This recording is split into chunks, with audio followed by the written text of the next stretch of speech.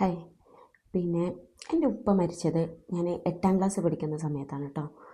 അപ്പം ഉപ്പ മരിച്ച് കഴിഞ്ഞ് പിന്നെ അന്ന് എനിക്ക് 2 ഹാഫ് ബ്രദേഴ്സ് ഉണ്ട് കേട്ടോ. അപ്പം ഉപ്പ മരിച്ച് കഴിഞ്ഞ് ഫസ്റ്റ് പെരുന്നാൾ വന്ന സമയത്ത് അതിലുള്ള ഒരു കാക്ക, സത്താർ കാക്ക വന്നിട്ട് ഞങ്ങളെ വീട്ടിൽ വന്നിട്ട് പറഞ്ഞു, നിങ്ങളൊന്നുകൊണ്ടും പേടിക്കേണ്ട, ബാപ്പയില്ലെങ്കിലും പ്രശ്നമൊന്നുമില്ല, ഞാനുണ്ട്, നിങ്ങൾക്ക് ഞങ്ങളെപ്പോഴും നിങ്ങളെ കൂടെ തന്നെ ഉണ്ടാവും എന്നൊക്കെ പറഞ്ഞു.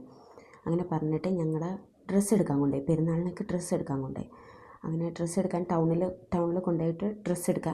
അപ്പോൾ ഞാൻ എടുത്തത് ഒരു ചോളിയാണ് കേട്ടോ, ഒരു മെറൂൺ കളറ് ചോളി, കുറേ മുത്ത് വർക്കൊക്കെ ഉള്ള നല്ല ഭംഗിയുള്ളൊരു ചോളി. അപ്പോൾ എനിക്കത് ഭയങ്കര ഇഷ്ടമായി. അപ്പോൾ ഞാൻ റേറ്റ് ചോദിച്ച് നോക്കുമ്പോൾ 500 രൂപയാട്ടോ അതിൻ്റെ റേറ്റ്, എനിക്കിപ്പോഴും നല്ല ഓർമ്മയുണ്ട്. അപ്പോൾ ഞാൻ കാക്കനോട് ചോദിച്ചു, കാക്ക അതൊക്കെ നല്ല ഇഷ്ടമായി, 500 രൂപയാണ്, എന്താ ചെയ്യേണ്ടതെന്ന് ചോദിച്ചാൽ. അപ്പോൾ നീ എടുത്തോന്ന് പറഞ്ഞു.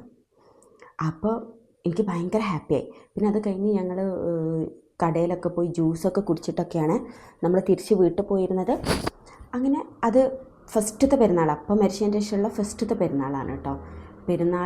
അന്ന് ആ പെരുന്നാളിനാണ് സത്യം പറഞ്ഞിട്ടുണ്ടെങ്കിൽ ഞാൻ ഏറ്റവും കൂടുതൽ ഹാപ്പി ആയിട്ട് ആഘോഷിച്ച ഒരു പെരുന്നാളെന്ന് പറയുന്നതാണ്. കാരണം എനിക്ക് അത്രയും ഇഷ്ടപ്പെട്ട ഡ്രസ്സ്, മറ്റേതൊക്കെ നമുക്ക് ഓരോരുത്തർ ഒഴിവാക്കിയ ഡ്രസ്സ്, അല്ലെങ്കിൽ ഏതെങ്കിലും ഒരാളുകൾ ഇങ്ങനെ കുറഞ്ഞ വിലക്ക് ഇങ്ങനെ വരുന്ന ഡ്രസ്സ് എടുത്ത് തരുന്ന അങ്ങനെയൊക്കെ ആയിരുന്നു ഉണ്ടായിരുന്നത്. അപ്പോൾ ഇത്രയും നല്ലൊരു ഡ്രസ്സ് കിട്ടി. അന്നാണ് ഫസ്റ്റായിട്ട് ചിക്കൻ കറിയും കണ്ണച്ചത്തിരിയൊക്കെ വീട്ടിലുണ്ടാക്കിയത്. അപ്പോൾ ഇത് എല്ലാം കൂടെ ആയപ്പം ഞാൻ എന്തായി, ഭയങ്കര ഹാപ്പിയായി. ശരിക്കും ഒരാൾ ഇപ്പോൾ മരിച്ച് കഴിഞ്ഞിട്ടുണ്ട് എന്നുണ്ടെങ്കിൽ അതിന് ശേഷമുള്ള പെരുന്നാൾ ഏറ്റവും സങ്കടമുള്ള പെരുന്നാളായിരിക്കും. അന്ന് ഞാൻ കുട്ടിയായിരുന്നു. എന്നെ സംബന്ധിച്ചിട്ട് എൻ്റെ ലൈഫിൽ ഞാൻ ഏറ്റവും കൂടുതൽ സന്തോഷിച്ച് ആഘോഷിച്ച ഒരു പെരുന്നാളെന്ന് പറഞ്ഞാൽ ആ പെരുന്നാളായിരുന്നു കേട്ടോ. അപ്പം ഇതിനെ പറ്റി റിലേറ്റഡ് ആയിട്ട് എനിക്ക് പറയേണ്ട ആവശ്യം വരുമ്പോൾ എന്താണെന്ന് വെച്ചിട്ടുണ്ടെങ്കിൽ, ശരിക്കും ബാപ്പമാരുണ്ടെങ്കിലും ഉപ്പമാരുണ്ടെങ്കിലും യത്തീമായി കഴിയുമ്പം മാത്രം സമൂഹത്തിൽ നിന്ന് പല ആളുകളും നമ്മളെ നോക്കാൻ ഇറങ്ങി വരുന്ന ഒരു സിറ്റുവേഷൻ ഉണ്ടാവും അല്ലേ. പക്ഷെ ബാപ്പ ഉണ്ടാകുമ്പോൾ ബാപ്പ നോക്കിക്കൊള്ളണമെന്നില്ല.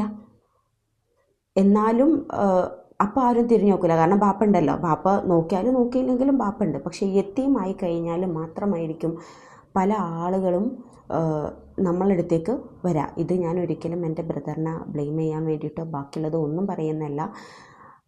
ഞാനന്ന് പോയിട്ടുള്ള ഒരു സിറ്റുവേഷനിലൂടെ ഈ ചരിത്രം ആവർത്തിക്കുമെന്ന് പറയുമല്ലോ, അതേപോലെ തന്നെ ഇപ്പോഴത്തെ സിറ്റുവേഷൻ എന്ന് പറഞ്ഞിട്ടുണ്ടെങ്കിൽ എൻ്റെ മക്കളെ സംബന്ധിച്ചിട്ട് ബാപ്പുണ്ട്, പക്ഷെ ബാപ്പില്ലാത്ത പോലെയാണ്. പക്ഷെ എല്ലാവരും യത്തീമല്ല, അപ്പം നോക്കേണ്ട ആവശ്യമില്ല. പക്ഷെ ബാപ്പുണ്ട്, ബാപ്പ നോക്കുന്നില്ല.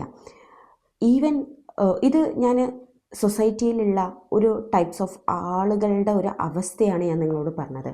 ഈവൻ എന്തെങ്കിലും പഠിച്ച റബ്ബ് എനിക്ക് സാമ്പത്തികമായിട്ട് എന്നെ അനുഗ്രഹിക്കുകയാണ് എന്നുണ്ടെങ്കിൽ ഇൻഷാ അല്ലാ ഇങ്ങനെയുള്ള ആളുകളെ സഹായിക്കണം എന്നുള്ളത് ഞാൻ എന്നോ മനസ്സിലെടുത്തൊരു തീരുമാനമാണ്. കാരണം ഒരിക്കലും ഞാൻ ആ ലൈഫിലൂടെ കടന്നുപോയി. അന്ന് എനിക്ക് അതിൻ്റെ സീരിയസ്നെസ്സോ കാര്യങ്ങളോ ഒന്നും മനസ്സിലായില്ല. ഇന്ന് വീണ്ടും അതേ ഒരു സിറ്റുവേഷനിൽ എത്തിയ സമയത്താണ് എനിക്ക് എന്ത് മനസ്സിലാവുന്നത്, ഇതായിരുന്നു ഞാൻ അന്ന് അനുഭവിച്ച സംഭവം എന്നുള്ളത്. അപ്പം ഇത് ഞാൻ ഒരിക്കലും ഒരാൾ ബ്ലെയിം ചെയ്യാനോ ബാക്കിയുള്ളതിനോ വേണ്ടിയിട്ടൊന്നും പറയുന്നതല്ല. അതിന് മുന്നേ ആരും നോക്കിയിട്ടില്ലയെന്നോ ശേഷം ആരും നോക്കുന്നില്ലയെന്നോ എന്നുമല്ല, എൻ്റെ മൈൻഡിൽ വന്നൊരു തോട്ടാണ് ഞാൻ നിങ്ങളടുത്ത് പറഞ്ഞത്. ഓക്കെ.